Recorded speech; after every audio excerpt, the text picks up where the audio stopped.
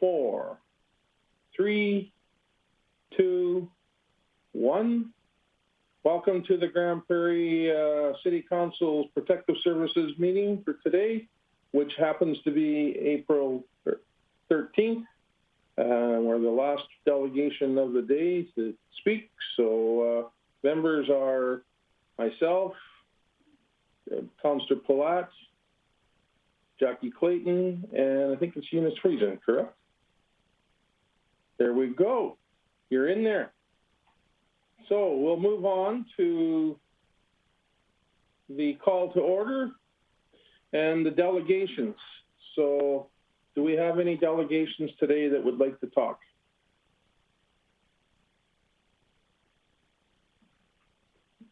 I see none.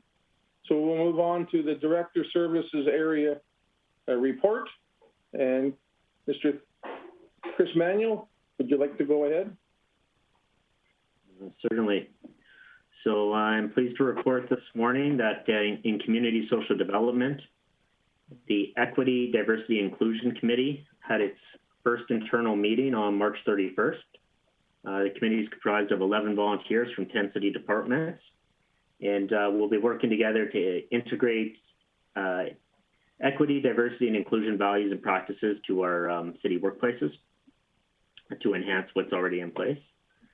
A volunteer appreciation movie event is being hosted from city and regional FCSS departments, including the city, county of Grande Prairie, MD of Greenview, town of Sexsmith, town of Wembley, town of Beaver Lodge, and Village Heights. So that's going to recognize volunteers in our region and will take place at the Grand Sunset Theatre at Evergreen Park on April 23rd and 24th. The Community Foundation's Vital Signs Project, which Council is supporting, the Community Social Development Department will be participating on the advisory committee to help advance that project forward. And additionally, it's been noted that the province of Alberta signed an agreement with the city to disperse 5 agencies with a total of 47 frontline staff the critical worker benefit, which is a financial incentive for frontline service providers that were making below a certain wage amount in their service of the COVID pandemic. In enforcement services, they note that the successful proponent to last week's announcement on a towing contract was, again, Harold's Towing, and that the animal pound supervisor position at our regional animal care facility has been recruited, and Ms. Tina Evans is the new pound keeper at the facility. And the Enforcement Services reports that they are presently working on the final details of a contract between the city and county in regard to the regional animal pound. In GPREP, they're working on a project to develop an emergency coordination center tool in a virtual environment, which will allow the more effective management of various incidents. And the fire department's doing their seasonal changeover to summer operations with a greater emphasis on grass fires and wildfire interfaces.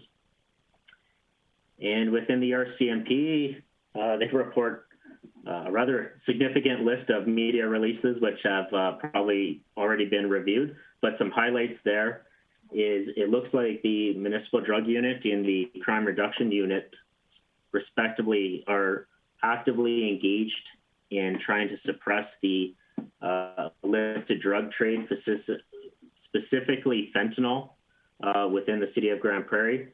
They do announce that following an integrated investigation between Dawson Creek RCMP, the city of Grande Prairie, and Edmonton Alert, the crime and gang unit there, that they successfully executed search warrants on March 21st and 22nd, which in the city of Grande Prairie resulting in the seizure of 88 grams of fentanyl, 211 grams of cocaine, 38 caliber revolver, and over $236,000 of proceeds of crime currency.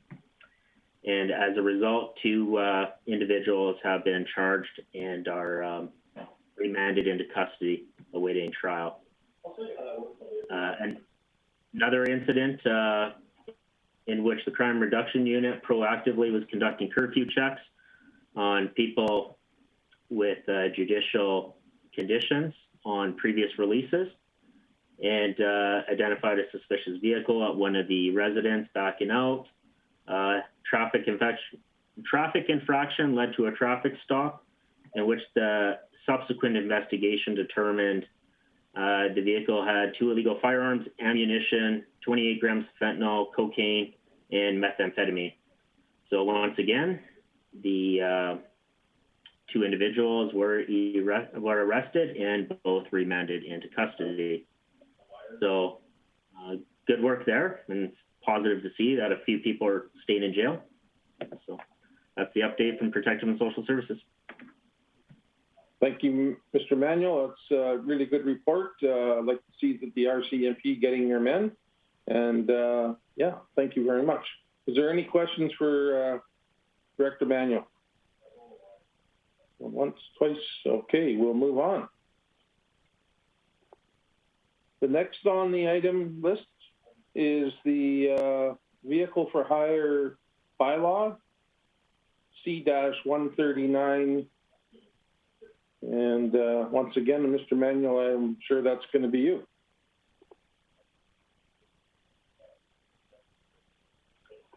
Actually, Mr. Chair, I'm gonna share the stage for once and pass this on to the more than capable Mr. Sean Hebert from Enforcement Services. Oh, great! Thank you. Thank you. So through the chair, this is just a follow-up for the stakeholder engagement that we had for the Vehicle for Hire bylaw, specifically the amendment for adding the GPS requirement, as was discussed back in March at City Council.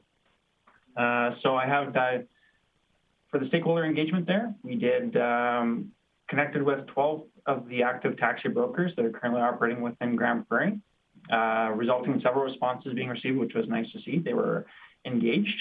From the support that we'd seen, there was 3 companies that supported the GPS requirement, and there were 4 that were opposed that responded. So we had a total of 7 responses of 12. In favor of support, obviously safety of the customers and drivers. 4 of the companies that were surveyed already have a GPS component installed in their vehicles or built into their current dispatch system, which was nice to see. The brokers that are currently using GPS value it for tracking the speed of the vehicles and the duration of the trips. So it's a business asset for them, definitely, for allocation of their resources. Those in opposition of the GPS requirement, there were concerns regarding the timeframe to implement GPS. So we had discussed previously about a May 1st implementation date for the GPS requirement.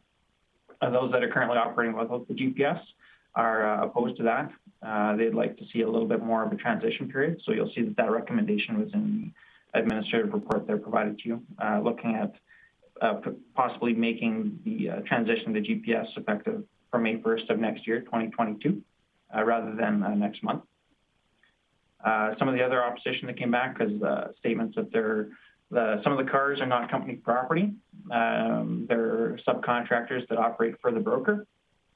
So installing a GPS, this is the physical GPS onto the vehicles, could be seen as an invasion of privacy of the drivers because it's also their personal vehicle. There are workarounds for that though, as there are apps on that some of the brokers are using as part of their dispatch program that also function as a GPS that may meet the requirements that we're looking at implementing here.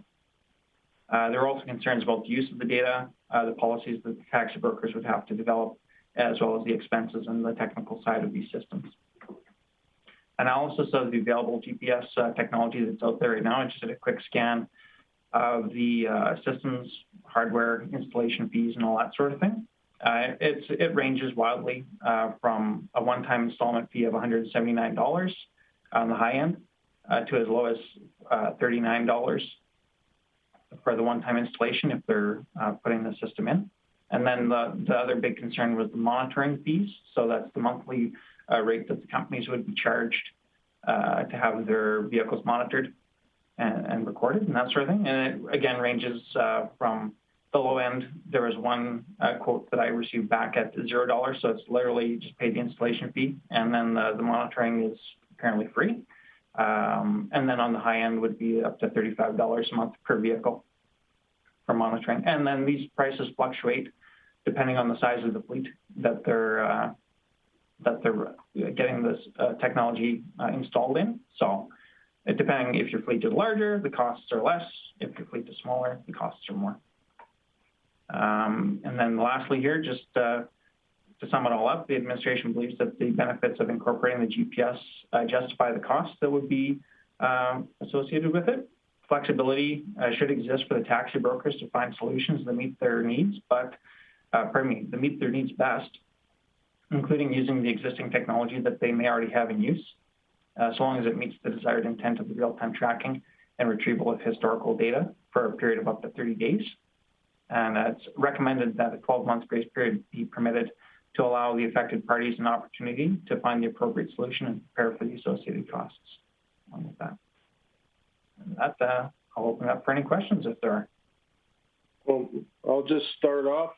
Thank you very much for the report. I know there's a number of companies, oil field, logging, forestry, transportation, bringing products in from the other provinces that all use this technology. It doesn't take much more than the size of a lipstick container, I guess you might say, that is your actual GPS monitor. And it's easy to hide in different locations. And the market is quite diverse now. At one time, it was pretty much limited. But there's so many products out there and affordable that I'm glad we're going to this. And thank you for the report. Anybody else have anything that they want to discuss? Councillor Palat. Thanks, Charles. Yeah, I appreciate this amendment change and we'll be supporting. I just have a couple questions. Sean, can you just explain to me, so just give me a scenario. Some friends are out, they feel like they didn't have a good fare cab ride home. A week later, they decide to call the city and say, hey, we're not happy about ABC cab company. Through FOIP and all the different things that we have, is that something that we'll be able to answer back to people? Or like, how does that process look that we're actually going to be able to somewhat safeguard passengers? And I guess because that was, I think, a lot of our intent. So what does that process look like? Yes. So through the chair, that process would look like, yeah, essentially we receive a complaint from customer concerns, then we would connect with the broker whose responsibility it is to retain all of those records. So not only would they have the GPS information if this gets approved and added into the bylaw, but also they're to keep a record of the names and locations where they take their clients as well. So I don't believe that there's any FOIP concerns there, because that's within our authority to request that information. And we have used that in the past for investigations where maybe the person didn't get the name of, the unit number of the taxi or the vehicle that took them, but they know the date and the time and the location. If we know the broker, we can find out who the driver was and address it appropriately that way. So I don't think there'd be any concerns with getting that information and using it for an investigation, especially if the concern were, yeah, like you say, they were taken all over town when there may have been a faster route. We should be able to retrieve that information and do a more thorough investigation this way. Okay, no, I appreciate that, Sean. That was kind of what I was hoping. And I also liked in the report how you talked about what it would cost for them to get set up and then monthly. And, you know, I'm always wanting to safeguard industries without having new expenses. But having said that on this one, I mean, a 10% blip in fuel costs probably has a bigger outcome to cab companies than what we're doing here. And not a lot of lobbying could be done on that behalf. So I think it's a good investment. I actually think it sounds like a few of the cab companies have already went ahead and put it in, looking at as an opportunity maybe to get ahead of their competitors. And so I think this just raising the bar on the whole industry, which I'm happy that you guys are doing. So happy to support the motion and would be happy to put it out if somebody else isn't interested. Sure. Thank you. Was there any other questions? If I was a cab owner, I would think that this would be a great asset to advertise that you are GPS located. and for the safety of all riders. So if I see no other, go ahead, Councillor Palat. Thanks, Chair O'Toole. Just see not a lot of hands go up. We'll just make the recommendation that's in our report, please, for this. All right. So we can move over to our e-scribe. And there is a motion on the floor. And waiting for there we go.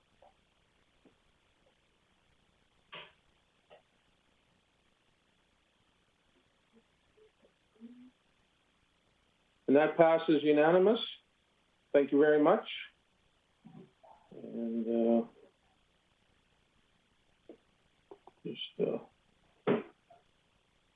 thanks very much, Sean. It was great to have your report today. It's good stuff. So we'll move on once again. We have no items of correspondence. There's no other business. We have no bylaw or policy reviews. And at this time, we have an outstanding items list that would like to be presented by Councillor or Mr. Sorry guys, my screen went goofy here. Director Manuel. Yeah, that's the guy. We got anything to report today? No outstanding items at the moment to report on. You want to say that again a little louder? I don't want to stoke the flames, though. There's going to be plenty of work coming down the pipeline proactively. Okay. I'm just giving you a big thank you very much. We're a very efficient team up here. Thanks to the leadership of Mr. Palat and myself, we're going to make it good. All right. We will close the meeting then. And when did you want to start the in-camera? Sorry, Councillor O'Toole, I think we still have the Community Services Committee meeting, so I'm not sure if we just need to, if everybody's good, do we quick countdown and redo, or do people need a break? Why don't you do me a favor and just vote on that last one? Okay, sorry.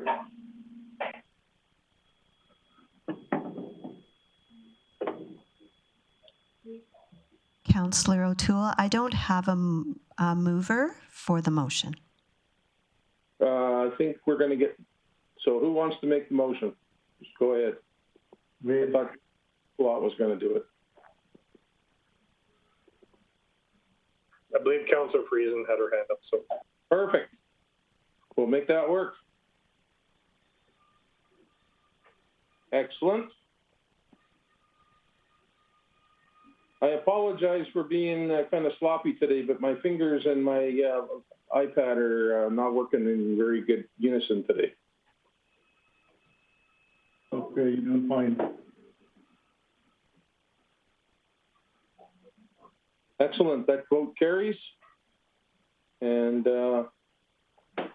we will move on to taking a break. And when do we want to return? 55. 1 minute, Okay. so we need 5. Okay. We need a couple minutes, or are we good to keep going here? The chamber needs a thank you. couple of minutes, please. Okay. So yeah, I guess 55. Perfect. Thank you so much.